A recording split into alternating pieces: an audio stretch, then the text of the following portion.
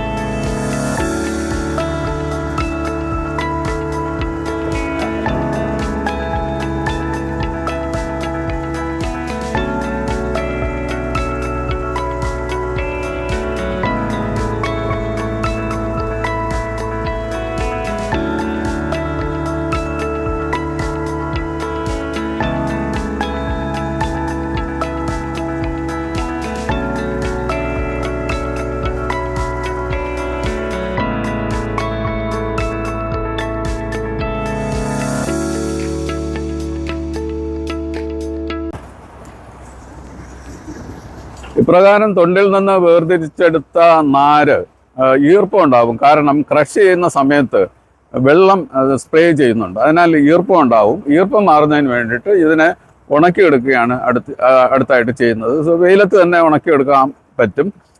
പക്ഷേ ഉണക്കുന്ന സമയത്ത് ഇടയ്ക്ക് ട്രാക്ടർ ഉപയോഗിച്ച് ഒന്ന് ഇളക്കി കൊടുക്കണം. എന്നാൽ മാത്രമേ അടിയിൽ ഉള്ള ഈർപ്പമുള്ള നാരുകൾ ഉണങ്ങി കിട്ടുള്ളൂ. ആ പ്രോസസ്സ് ചെയ്തതിന് ശേഷം, നന്നായിട്ട് ഉണങ്ങിയതിന് ശേഷം അത് സ്റ്റോറിൽ സംഭരിക്കുന്നു. ആവശ്യാനുസരണം ബണ്ടിലുകളാക്കി 50 കിലോയോ 60 കിലോയോ ഒക്കെ ഉള്ള ബണ്ടിലുകളാക്കി അന്നുള്ള വില അനുസരിച്ചിട്ട് വിൽപ്പന നടത്തുന്നു. അതാണ് ഇവിടെ.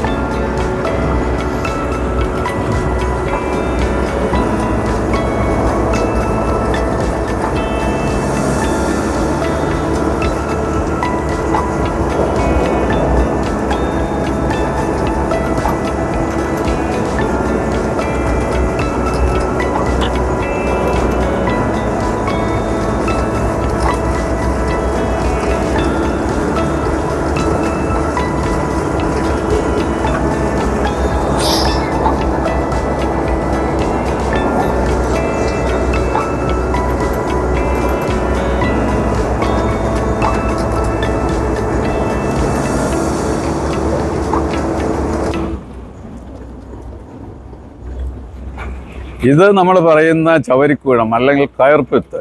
ഇതിൻ്റെ പ്രധാന ഉപയോഗം നമ്മൾ ചെടികൾ നടുന്നതിനാണ്. ചെടികൾ നടുന്നതിനും മണ്ണിനോടൊപ്പം തന്നെ ഇത് മിക്സ് ചെയ്ത് ഉപയോഗിക്കുമ്പോഴത്തേക്ക് മണ്ണിൻ്റെ വായുസഞ്ചാരം കൂടുന്നു, നന്നായിട്ട് റൂട്ടിംഗ് ഉണ്ടാവും. അതിനാണ് പ്രധാനമായിട്ട് ഉപയോഗിക്കുന്നത്. ഇവിടെ ഒരു പ്രസ്സിങ് യൂണിറ്റ് ഉണ്ട്, പ്രസ്സിങ് മെഷീനുണ്ട്. ഈ മെഷീനിൽ വെച്ചിട്ട് ഈ ഫൈബർ പ്രസ് ചെയ്ത് വലിയ ബണ്ടിലാക്കി മാറ്റുന്നു. ആ ഒരു 60 കിലോയുള്ള ബണ്ടിലാണ് സാധാരണയായിട്ട് ഉണ്ടാക്കുക. അങ്ങനെ പ്രസ് ചെയ്ത് ബണ്ടിലാക്കി തന്നെയാണ് വിൽപ്പന നടത്തുന്നത്. അത് വീണ്ടും ഇവിടെ തന്നെ സ്റ്റോറിൽ സൂക്ഷിച്ചിരിക്കും. ആവശ്യാനുസരണം ഈ ബണ്ടിൽ എക്സ്പോർട്ട് ചെയ്യുകയോ അല്ലെങ്കിൽ മറ്റ് ആവശ്യക്കാർക്ക് വിൽപ്പന നടത്തുകയോ ചെയ്യുന്നുണ്ട്. ഇവിടെ നമുക്ക് കാണാം, ഇത് ബണ്ടിലാക്കി മാറ്റിയ നാരുകളാണ്. ഇന്നത്തെ നമ്മുടെ വീഡിയോ ഇവിടെ അവസാനിക്കുകയാണ്. തെങ്ങിൽ നിന്ന് തേങ്ങയിട്ടു, തേങ്ങയിൽ നിന്ന് തൊണ്ടെടുത്തു, തൊണ്ട് ക്രഷ് ചെയ്ത് അതിൽ നിന്ന് നാര് വേർതിരിച്ചെടുത്തു. നാര് പല പല ഗ്രേഡുകളായിട്ട് വേർതിരിച്ചു. അത് നന്നായിട്ട് ഉണക്കി പ്രസ്സിങ് മെഷീൻ ഉപയോഗിച്ച് അതിനെ പ്രസ് ചെയ്ത് ബണ്ടിലുകളാക്കി അങ്ങനെ സ്റ്റോറിൽ സൂക്ഷിച്ചിരിക്കുകയാണ്.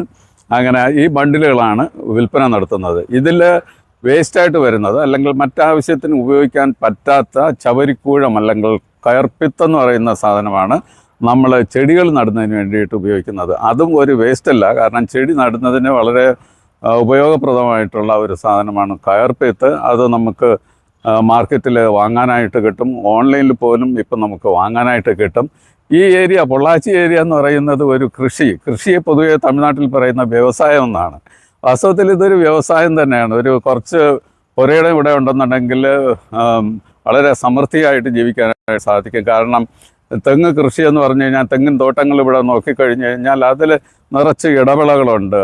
നട്ട്മഗ്, അതുപോലെ തന്നെ കുരുമുളക് തുടങ്ങിയ എല്ലാ കാർഷിക വിളകളും ഇവിടെ ഉണ്ട്. വളരെ സമൃദ്ധമായിട്ടുള്ള ഒരു ഏരിയയാണ് ഈ പൊള്ളാച്ചി ഏരിയ. വാസ്തവത്തിൽ കൃഷി ചെയ്യണമെന്നുണ്ടെങ്കിൽ അല്ലെങ്കിൽ കൃഷി പഠിക്കണമെങ്കിലും ഈ ഭാഗത്ത് തന്നെ വരുന്നത് നല്ലതായിരിക്കും. നിങ്ങൾക്ക് ഈ വീഡിയോ ഇഷ്ടപ്പെട്ടുവെങ്കിൽ നിങ്ങൾ ലൈക്ക് ചെയ്യുക, ഷെയർ ചെയ്യുക, സബ്സ്ക്രൈബ് ചെയ്യുക.